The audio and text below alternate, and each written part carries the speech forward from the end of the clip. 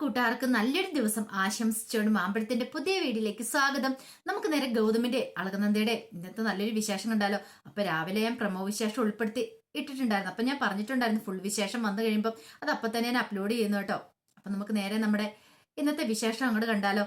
അങ്ങനെ ആകെപ്പാടെ തകർന്ന് തരിപ്പണമായിട്ട് പിങ്കി നിൽക്കുകയാണ്. എന്ത് ചെയ്യണമെന്ന് അറിയത്തില്ല. സാന്ദ്രനെ ഫോൺ വിളിച്ചിട്ട് ഒരു സമാധാനം കിട്ടിയിട്ടുണ്ടായിരുന്നില്ല. പിന്നീട് ഇങ്ങനെ എന്ത് ചെയ്യണമെന്ന് അറിയത്തില്ലാതെ ഇരിക്കുന്ന പിങ്കിയുടെ ഫോണിലേക്ക് ഒരു കോൾ വരികയാണ്. പിങ്കി എടുത്തു നോക്കിയപ്പോൾ അതൊരു പരിചയമില്ലാത്ത നമ്പരാ. ആരാ പോലും ഈ സമയത്ത് വിളിക്കണേ? ഒരു പരിചയമില്ലാത്ത നമ്പരാണല്ലോ. പിങ്കി കോൾ എടുക്കുകയാണ്. ഹലോ പിങ്കി പോളെ മനസ്സിലായെന്ന് ചോദിക്കുക. അല്ല ആരാ മനസ്സിലായില്ല. ഞാൻ പുഷ്പനാന്ന് പറയാണ്. പുഷ്പൻ ചേട്ടനോ? അതെ ഞാൻ പുഷ്പൻ ചേട്ടനാ. പിങ്കി മോക്ക് എന്നെ മനസ്സിലായില്ലേ? അല്ല പുഷ്പൻ ചേട്ടൻ ഇത് എവിടെയാ? ഓഹോ അപ്പം എന്നെ മറന്നിട്ടില്ലല്ലേ? ഞാൻ കരുതി എന്നെ മറന്നു കാണുമായിരിക്കുന്നത്. എനിക്കിട്ടൊരു പണി തന്നായിരുന്നല്ലോ ഗൗതം നന്ദയും കൂടെ ചേർന്നിട്ട്. പിന്നെ നമ്മൾ തമ്മിലൊരു ഡീലിങ്സ് ഉണ്ട്, കുറച്ച് പണമിടപാടുകളുണ്ട്. എന്റെ ബാക്കി പൈസ എപ്പോഴാ തരണേന്ന് ചോദിക്കുക. എന്റെ പുഷ്പൻ ചേട്ടാ ഇപ്പൊ ഞാൻ അതിനേക്കാളും വലിയൊരു പ്രതിസന്ധി ഘട്ടത്തിൽ പെട്ടിരിക്കുക. ചേട്ടാ ഫോൺ വെച്ചിട്ട് പൊക്കെ, എനിക്ക് കുറച്ച് തിരക്കുണ്ടെന്ന് പറയാം. മനസ്സിലായി. പിങ്കി മോടെ തിരക്കെന്താന്ന് എനിക്ക് മനസ്സിലായി. ആദ്യ രാത്രി മുടക്കണം ആ ഗൗതം സാറിന്റെ നന്ദയുടെ. അതല്ലേ പിങ്കി മോടെ ആഗ്രഹം എന്ന് ചോദിക്കുക. അതൊക്കെ എങ്ങനെ പുഷ്പൻ ചേട്ടൻ അറിഞ്ഞു?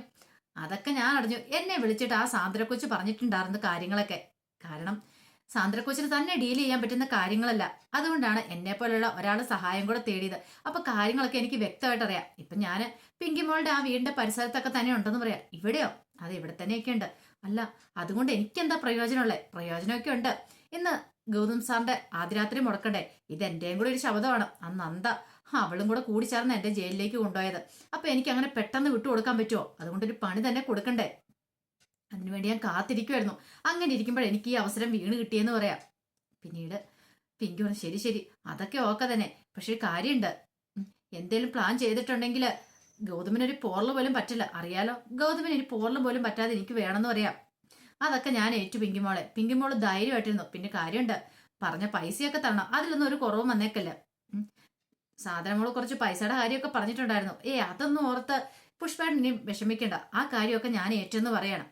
അങ്ങനെ ഫോൺ വെച്ച് കഴിഞ്ഞാൽ പിങ്കി ഭയങ്കര സന്തോഷത്തിലാ. പിങ്കി സ്വപ്നത്തിൽ പോലും പ്രതീക്ഷിക്കാത്ത കാര്യമാണ് ഇപ്പം നടന്നത്. പിന്നീട് നന്ദ ഒരുങ്ങി മുറിയിലേക്ക് അങ്ങനെ പാലിയൊക്കെ ആയിട്ട് വരുവാണ്. ഈ സംഭവം പവിത്ര അങ്ങോട്ട് വന്നു. ആഹാ കൊള്ളാലോ, നല്ല സുന്ദരി ആയിട്ടുണ്ടല്ലോ എന്ന് പറയാം. അല്ല അത് പിന്നെ ഞാന് കുറെ നാളത്തെ ആഗ്രഹമല്ലേ. അല്ല നിനക്കെന്താ പവിത്ര ഇത്ര സന്തോഷം? അല്ല അത് പിന്നെ വല്യമ്മ പറഞ്ഞിട്ടുണ്ടല്ലോ അടുത്ത വർഷം ഇതേ സമയത്ത് ഒരു കുഞ്ഞിക്കാലി കാണണം എന്നൊക്കെ. അപ്പൊ അതുകൊണ്ട് ഞാൻ പറഞ്ഞ അത് ശരിയാ. വല്യമ്മയുടെ ആഗ്രഹം പോലെ തന്നെ മിക്കവാറും നടക്കട്ടെ ഞാനും പ്രാർത്ഥിക്കുന്നത്. എനിക്കും ഭയങ്കര ഇഷ്ടം പിള്ളേരെയൊക്കെ. അല്ല ഇപ്പൊ നീ എന്ത് പറ്റി എന്നോട് ഇങ്ങനെ സംസാരിക്കാൻ കാരണം? അല്ല ഞാനിവിടെ നിൽക്കുന്ന എനിക്ക് ഇഷ്ടമുള്ള കാര്യമല്ലല്ലോ. പിന്നെ എന്താന്ന് ചോദിക്കണേ? ഒന്നുമില്ല എന്ന് പറഞ്ഞിട്ട് പവിത്ര അങ്ങ് നിൽക്കുവാണ്. ഈ സമയത്ത് ഗൗതം അങ്ങോട്ട് വരുന്നേ. ഗൗതം വന്നു കഴിഞ്ഞാൽ പവിത്ര അതെ നിങ്ങളുടെ സ്വർഗത്തിലെ കട്ടുമ്പോൾ ഞാൻ ആന്നില്ല, ഞാൻ അങ്ങോട്ട് ഒഴിവായി തന്നേക്കാന്ന് പറഞ്ഞിട്ട് പതുക്കെ അങ്ങോട്ട് പോവാണ്. ഈ സമയം ഗൗതം നന്ദയും കൂടെ അവിടെ നിന്ന് സംസാരിക്കുകയാണ്. സംസാരിച്ചിരുന്നപ്പം നന്ദ ഗൗതത്തിനോട് ചോദിച്ചു, ഞാൻ ഒരു കാര്യം ചോദിച്ചാൽ ഗൗതം സാർ എന്റെ സത്യം പറയോ? കാര്യം ചോദിക്കുക. അല്ല അന്ന് പിങ്കിയായിട്ട് ആ കോഫി ഷോപ്പില് എന്തായിരുന്നു? അവൾ എന്തിനാ കരഞ്ഞേ? എന്താ അവിടെ സംഭവിച്ചെന്ന് ചോദിക്കോ. അതാണോ? അതൊക്കെ കഴിഞ്ഞു പോയ കാര്യങ്ങളല്ലേ. അതെനിക്ക് എന്താണെന്ന് അറിയണം. അതിന്റെ സത്യാവസ്ഥ എന്താണെന്ന് അറിയണം. എന്റെ മനസ്സിലത് കരട് പോലെ കിടക്കുക. അതിപ്പോ എന്താന്നാ പറയണേ? അത് പറഞ്ഞിട്ടുണ്ടെങ്കിൽ അർജുന്റെ തിരിച്ചുവരെ പിങ്കി കുറച്ച് മാനസിക പ്രശ്നങ്ങളൊക്കെ ഉണ്ടാക്കിയിട്ടുണ്ടായിരുന്നു. പിന്നീട് അവളോട് ഞാൻ പറഞ്ഞു മനസ്സിലാക്കാൻ ശ്രമിച്ചു എന്റെ മനസ്സിൽ നന്ദ മാത്രമേ ഉള്ളെന്ന്. പക്ഷെ അതങ്ങോട്ട് അവൾക്ക് ഉൾക്കൊള്ളാൻ സാധിച്ചില്ല. പിന്നീട് ഞാൻ അവളെ ആശ്വസിപ്പിച്ചുകൊണ്ടിരിക്കുന്ന സമയത്താണ് നന്ദയുടെ വരവ്. അല്ല ഇത് എന്നോട് അന്ന് പറഞ്ഞാൽ പോരായിരുന്നു. പക്ഷെ പറഞ്ഞിട്ട് കാര്യമില്ലോ. അന്ന് പറയാനായിട്ട് നീ അനുവദിച്ചോ? അനുവദിച്ചില്ലോ. നീ എന്നെ കേൾക്കാൻ പോലും കൂട്ടാക്കില്ല. അതിന്റെ പേരിലല്ലേ ഇത്രയും വലിയ വഴക്ക് നടന്നേന്ന് ചോദിക്കോ. അപ്പൊ അതാണ് കാര്യമില്ലേ? അതുകൊണ്ടാണ് ഇത്രയും വലിയ വഴക്ക് നടന്നത്. അതുകൊണ്ട് എന്താ വലിയ വഴക്ക് നടന്നുകൊണ്ട് അതിനേക്കാളും കൂടുതൽ സ്നേഹമല്ലേ ഇപ്പം നമ്മൾ രണ്ടും തമ്മിൽ നിന്ന് ചോദിക്കുകയാണ്. ഈ സമയത്ത് പിങ്കി അവിടെ നിന്നു. പിങ്കി കേട്ടി പറയുന്നില്ല. പിങ്കിക്ക് അങ്ങോട്ട് സഹിച്ചില്ല. പിങ്കിക്കാണ് വല്ലാത്തൊരു ബുദ്ധിമുട്ടായിപ്പോയി. പിന്നീട് ഗൗതം നന്ദയും കൂടെ മുറിയിലേക്ക് വരികയാണ്. അങ്ങനെ മുറി വന്നിരുന്ന് കഴിയുമ്പോഴത്തേനും ഗൗതം നന്ദയുടെ കണ്ണിലേക്ക് തന്നെ ഇങ്ങനെ നോക്കിക്കൊണ്ടിരിക്കുക. നന്ദ ചോദിച്ചു എന്താ? ഒന്നുമില്ല എന്ന് പറയാ. നന്ദ പറഞ്ഞു എനിക്ക് എന്തോ വല്ലാത്തൊരു ഫീലിങ്സ്. എന്ത് ഫീലിങ്സ്? അല്ല ആദ്യമായിട്ട് ഒരു പുരുഷന്റെ മുമ്പിൽ അകപ്പെട്ട ഒരു സ്ത്രീയുടെ അതേ ഒരു അവസ്ഥ. ആഹാ അത് കൊള്ളാലോ. അപ്പൊ ഇത്രയും നാളെ ഈ മുറിയിലല്ലേ കഴിഞ്ഞിരുന്നേ? അല്ല അതൊക്കെ അറിയായിരുന്നു. പക്ഷെ പിന്നെന്താ ഇപ്പോഴെന്താ ഒരു പ്രശ്നം? അല്ല എന്നാലും അങ്ങനെയല്ലല്ലോ. അന്നെന്താ പറഞ്ഞാൽ ഞാൻ ഗാർഡിയൻ മാത്രമല്ലായിരുന്നു ഗൗതം സാറ്. ഗൗതം സാറിന്റെ അടുത്ത് ഇരിക്കാം കിടക്കാം എന്ത് വേണം ചെയ്യാം, ഒരു കുഴപ്പമില്ല. ഒരു ഗാർഡിയന്റെ സ്ഥാനം, ആ ഒരു സ്ഥാനത്തിന് അപ്പുറത്തേക്ക് ഞാൻ വന്നിട്ടില്ല. എനിക്ക് പഠിക്കേണ്ട കാര്യത്തിനാണല്ലോ എല്ലാ കാര്യത്തിനാണല്ലോ എന്നോടൊപ്പം തന്നെ നിന്ന് എനിക്ക് വേണ്ട സപ്പോർട്ടെല്ലാം തന്നു. ഞാൻ ആ ഒരു കണ്ണുകൊണ്ടാണ് കണ്ടത്. അന്ന് എനിക്ക് സ്വാതന്ത്ര്യം കൂടുതലുണ്ടായിരുന്നു. പക്ഷെ ഇപ്പോഴങ്ങനെയല്ല. ഓ, മനസ്സിലായി മനസ്സിലായി. ഇപ്പൊ ഭാര്യയായിട്ടാണല്ലോ ഭാര്യ പദവി അലങ്കരിക്കാൻ പോവല്ലേ. ഇനിയിപ്പം ഭാര്യയായിട്ട് ഭർത്താവിന്റെ ധർമ്മങ്ങളെല്ലാം നോക്കണം. പിന്നെ അത് മാത്രമല്ല, ഇനിയിപ്പം നമുക്ക് എന്നിട്ടൊക്കെ കുട്ടികളുണ്ടാവും, അവരുടെ കാര്യങ്ങൾ നോക്കണം. അങ്ങനെ ഉത്തരവാദിത്തങ്ങളൊക്കെ ഏറുമല്ലേ. അപ്പൊ അതിൻ്റെതായ ഒരു ബുദ്ധിമുട്ടായിരിക്കും അല്ലേന്ന് ചോദിക്കാം.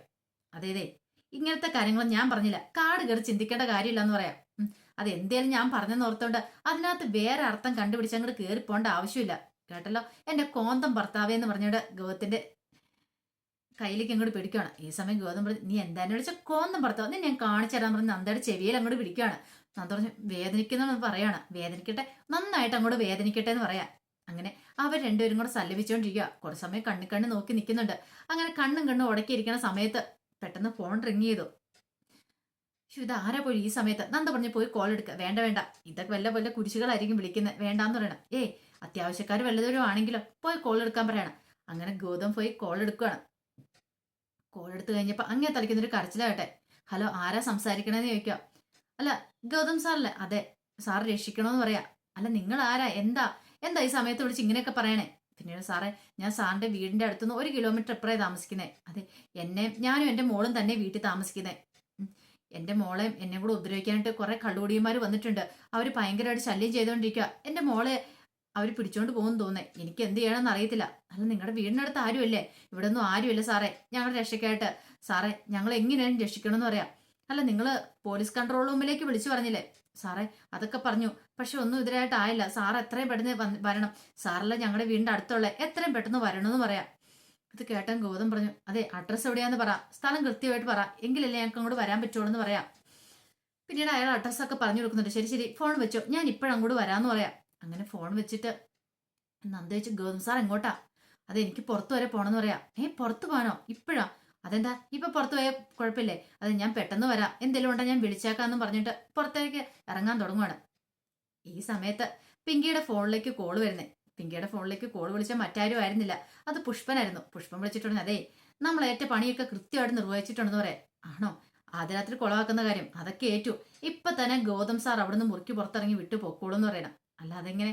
അതൊക്കെ ഞാൻ പറഞ്ഞല്ലോ, ഈ പുഷ്പന്റെ ഒരു കാര്യം ഏറ്റെടുത്താതെ ഏറ്റെടുത്ത പോലെ തന്നെ ഇരിക്കും. പറഞ്ഞു കേട്ടല്ലോ, ഇനി അതിനൊരു മാറ്റം ഉണ്ടാവില്ലെന്ന് പറയാം. പിന്നെ തരാന്ന് പറഞ്ഞാൽ പണം തരണം, പണത്തിനൊരു കുറവും വരില്ലെന്ന് പറയാണ്. ഉറപ്പായിട്ടും തരും, പൈസയൊക്കെ ഉറപ്പായിട്ട് തരും. ഇനി വെച്ചോ. ഇനിയിപ്പോ ഒരു പക്ഷേങ്കില് ഇനിയിപ്പോ ഞാൻ ഫോൺ വിളിക്കുന്ന കേട്ടോണ്ട് ഇങ്ങോട്ട് ആരും വന്നിട്ടുണ്ടെങ്കിൽ അതാകപ്പെട്ട പ്രശ്നമാവെന്ന് പറയാം. ശരി ശരി എന്ന് പറയാണ്.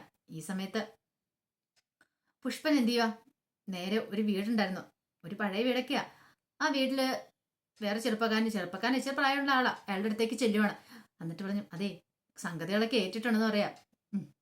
എന്റെ രാധാകൃഷ്ണ, ഒരു കാര്യമുണ്ട്, ഇവിടുന്ന് എത്രയും പെട്ടെന്ന് എസ്കേപ്പ് ആണെന്ന് പറയാം. ഇതിന് ശേഷം അതൊക്കെ ഞാൻ ഏറ്റു പുഷ്പണ്ണ. എന്നാലും അന്ന് നിന്നെ കണ്ടുമുട്ടിയത് എനിക്ക് ഭയങ്കര ഉപകാരമായി പോയല്ലോ. അതൊക്കെ അങ്ങനെയാ, ഓരോ നിമിത്തം അതങ്ങ് പറയാ. പക്ഷെ അത് ഗൗതം സാർ അങ്ങനെ വന്ന് നമ്മളെ കണ്ടെത്തും. അതൊന്നും ഓർത്ത് പേടിക്കണ്ട. ഇനിയിപ്പോ ഗൗതം സാർ നിന്നെ അന്വേഷിച്ച് ഇവിടെ വന്നാൽ പോലും നീ ഒന്നുകൊണ്ടും പേടിക്കണ്ട രാധാകൃഷ്ണ. കാരണം എന്താണെന്നറിയോ, നിന്റെ മോൾ ഇവിടെ ഉണ്ട്, അകത്ത് ഉറങ്ങി കിടക്കുമെന്ന് പറഞ്ഞാൽ മാത്രം മതി. പിന്നെ അകത്ത് കയറി നോക്കാനൊന്നും പോകുന്നില്ല അയാള്. പിന്നെ ഒരു കാര്യം കൂടെ പ്രത്യേകം ശ്രദ്ധിക്കണം, മാക്സിമം അയാൾ എന്തെങ്കിലും പറഞ്ഞ് ഇവിടെ നിർത്തിക്കണം. പറഞ്ഞു കേട്ടല്ലോ, നിന്റെ എന്തെങ്കിലും കഥ പറഞ്ഞ് നിർത്തിക്കണം. സമയം അങ്ങോട്ട് വേസ്റ്റ് ആക്കണം. വേണമെങ്കിൽ നിനക്ക് എന്തെങ്കിലും വയ്യായികയെന്ന് പറഞ്ഞുകൊണ്ട് ഹോസ്പിറ്റലിലും കൂടെ ഒന്ന് കൊണ്ടൊക്കോ, അത് മതിയെന്ന് പറയണം. ശരി ശരിയാ, ഇതൊക്കെ നല്ല ഐഡിയ എന്ന് പറയാം. അങ്ങനെ പുഷ്പന്റെ ഒരു കളിയായിരുന്നു ആദ്യരാത്രി മുടക്കാനായിട്ടിത്. ഈ സമയത്ത് ഗൗതം നന്ദയോട്, ഞാൻ പെട്ടെന്ന് ഡ്രസ് ചേഞ്ച് ചെയ്തിട്ട് പോകുക എന്ന് പറഞ്ഞ് പുറത്തേക്ക് ഇറങ്ങുമ്പോ പിങ്കി അങ്ങോട്ട് വരുന്നത്. പിങ്കി ഒന്നും അറിയത്തില്ല, അത് മട്ടിൽ അങ്ങോട്ട് വരണം. അല്ല, ഗൗതം എങ്ങോട്ടെ ഈ രാത്രി പോണേ? അതെനിക്ക് പുറത്തു വരെ പോണം. അല്ല, നിങ്ങളുടെ ആദ്യരാത്രി അല്ലേന്ന്, അപ്പൊ നിങ്ങൾ എന്തിനാ പുറത്തു പോണേന്ന് ചോദിക്കാം. നന്ദയ്ക്ക് വല്ലാത്ത സങ്കടമായി. നന്ദ ഇങ്ങനെ നോക്കി നിൽക്കുക. ഗൗതം പറഞ്ഞു, അതൊന്നും എന്നോട് പറയേണ്ട ആവശ്യം എനിക്കില്ല. പിന്നെ നീ ഒരു പട്ടാളക്കാരന്റെ ഭാര്യയല്ലേ, നിന്നോട് പ്രത്യേകിച്ച് പറഞ്ഞു തരേണ്ട ആവശ്യമില്ലോ ഇതെന്നൊക്കെ ചോദിക്കുക. പട്ടാളക്കാരന്റെ ഭാര്യ? ആര്? ഞാൻ പട്ടാളക്കാരന്റെ ഭാര്യയൊന്നും അല്ലാന്ന് പറയാം. ഇത് കേട്ടോണ്ട് അർജുൻ അങ്ങോട്ട് വരുന്നേ. ഒരു നിമിഷം അർജുൻ വന്നിട്ട് ചോദിച്ചു, നീ എന്താ പിങ്കി പറഞ്ഞേന്ന് ചോദിക്കുക. അല്ല, അത് ഞാൻ പിന്നെ സത്യം പറയാം, ഞാനിപ്പോ കേട്ടായിരുന്നു, എന്റെ ചെവി കൊണ്ട് കേട്ട കാര്യങ്ങളാ. നീ ഒരു പട്ടാളക്കാരന്റെ ഭാര്യ അല്ല പോലില്ലേ? അല്ല, പിന്നെ നീ ആരുടെ ഭാര്യയാണോ പോലും? ഇത് പെട്ടെന്ന് കേട്ടപ്പോ പിങ്കിക്ക് വല്ലാത്തൊരു ബുദ്ധിമുട്ട്. എന്ത് ചെയ്യണമെന്ന് അറിയത്തില്ല. പിങ്കി പറഞ്ഞതേ, അർജുൻ ഇങ്ങനെ വളച്ചൊടിക്കേണ്ട ആവശ്യമില്ല. ഞാൻ പട്ടാളക്കാരന്റെ ഭാര്യ അല്ലെന്നല്ലേ പറഞ്ഞുള്ളൂ, അർജുന്റെ ഭാര്യ അല്ല എന്ന് പറഞ്ഞില്ലല്ലോ. പിന്നെ എന്താ അർജുന് കുഴപ്പം? അർജുൻ ഇപ്പൊ പട്ടാളത്തിലല്ലോ. ഓഹോ, നന്ദയ്ക്കും ഗൗതത്തിനും മനസ്സിലായി. പിങ്കി കാര്യങ്ങളൊക്കെ അങ്ങോട്ട് വളച്ചൊടിച്ചോണ്ട് അങ്ങോട്ട് പോവാണ്. മനസ്സിലിരിപ്പ് മനസ്സിലായി. പക്ഷെ അർജുനും ഇത് മനസ്സിലായി. പക്ഷെ അർജുനൊന്നും മിണ്ടിയില്ല. ഈ സമയം ഗൗതമിനോട് ചോദിച്ചു, അല്ല നിങ്ങൾ രണ്ടും എന്താ പുറത്ത് നിൽക്കുന്നത്? നിങ്ങളുടെ ഫസ്റ്റ് നൈറ്റ് അല്ലേ എന്നു ചോദിക്കുക. അല്ലാതെ പിന്നെ എനിക്ക് പെട്ടെന്ന് പുറത്ത് പോകണമെന്ന് പറയാം. പുറത്ത് പോകണം എങ്ങോട്ട്? എടാ ഒരു കോള് വന്നിട്ടുണ്ടായിരുന്നു. അവിടെ ആർക്കും ആപത്തിപ്പെട്ടിരിക്കുക. അപ്പൊ അവരെ കുറച്ച് പേരെങ്കിൽ ശല്യം ചെയ്യുന്നൊക്കെ പറഞ്ഞിട്ട്. അപ്പൊ ഞാൻ അങ്ങോട്ട് പോവുക. അത് കൊള്ളാലോ. അത് പോലീസ് കൺട്രോൾ റൂമിലേക്ക് വിളിച്ചറിയിച്ച പോലെ രാത്രി ഗൗതമേട്ടൻ പോകേണ്ട ആവശ്യമുണ്ടോ? ഇവിടെ 1 കിലോമീറ്റർ അടുത്താ, എന്നോട് ചെല്ലാനാ പറഞ്ഞേ. ഓഹോ, അങ്ങനെയാണോ? അങ്ങനെയാണ് ഇതിൻ്റെ അകത്ത് എന്തോ ഒരു കളിയുണ്ടല്ലോ. അങ്ങനെയാണെങ്കിൽ അവർക്ക് വേറെ ആരെങ്കിലും വിളിച്ചാൽ പോരെ? അല്ലെങ്കിൽ ഞാൻ എന്ത് ചോദിച്ചിട്ടെ ഗൗതമേട്ട, ഈ പറയുന്ന ആൾക്കാരെ വീടിൻ്റെ അടുത്ത് വേറെ ആൾക്കാരും താമസിക്കുന്നില്ലേ? പിന്നെന്തിനാ 100ലേക്ക് വിളിക്കാതെ ഗൗതമേട്ടൻ്റെ നമ്പർ തന്നെ കണ്ടുപിടിച്ച് ഗൗതമേട്ടനെ വിളിച്ചെന്ന് ചോദിക്കുകയാണ്. ഇത് കേട്ടാൽ ഞെട്ടിത്തരിച്ച് നിൽക്കുകയാണ് പിങ്കി. പിന്നീട് അർജുൻ പറഞ്ഞു, ഒരു കാര്യം ഞാൻ പറഞ്ഞേക്കാം, ഈ രാത്രി ഞാൻ ഒരിടത്തേക്കും വിടാൻ പോകുന്നില്ല. അതോർത്ത് ഗൗതമേട്ടൻ ഇനി മഞ്ഞു കൊള്ളണ്ട. നന്ദയ്ക്ക് ഭയങ്കര സന്തോഷമായി. ഗൗതമേട്ടൻ കയറി പോകാൻ നോക്കാൻ പറയണം. തകർന്നടിഞ്ഞ മനസ്സോടെ പിങ്കി ഇങ്ങനെ നിൽക്കുകയാണ്, എന്ത് ചെയ്യണമെന്ന് അറിയത്തില്ലാതെ. അപ്പൊ അതിന്റെ വിശേഷങ്ങളൊക്കെയാണ് നമ്മളിന്ന് കണ്ടത്. ഇതിന്റെ ബാക്കി വിശേഷങ്ങളുമായിട്ട് വൈകുന്നേരത്തെ പ്രമോയി വരാട്ടോ. പിങ്കി അങ്ങനെ വെറുതെ വിടില്ല. പിങ്കിയുടെ ഒരു ശ്രമം പരാജയപ്പെട്ടു പോയിട്ടുണ്ട്, വീണ്ടും പിങ്കി അടുത്ത ശ്രമമായിട്ട് വരും. എന്തൊക്കെ കാണിച്ചെന്ന് പറഞ്ഞാലും അതൊക്കെ അർജുൻ പൊളിച്ചെടുക്കും. പിങ്കിയുടെ എല്ലാ മോഹങ്ങളും സ്വപ്നങ്ങളും തകർന്നടിയും. അപ്പൊ അതിന്റെ വിശേഷങ്ങളൊക്കെ നമുക്ക് എല്ലാവർക്കും കാത്തിരിക്കാം കേട്ടോ. ഒരിക്കൽ കൂടി എല്ലാവർക്കും നല്ലൊരു ദിവസം ആശംസിച്ചോണ്ട് നിർത്തുന്നു. നന്ദി.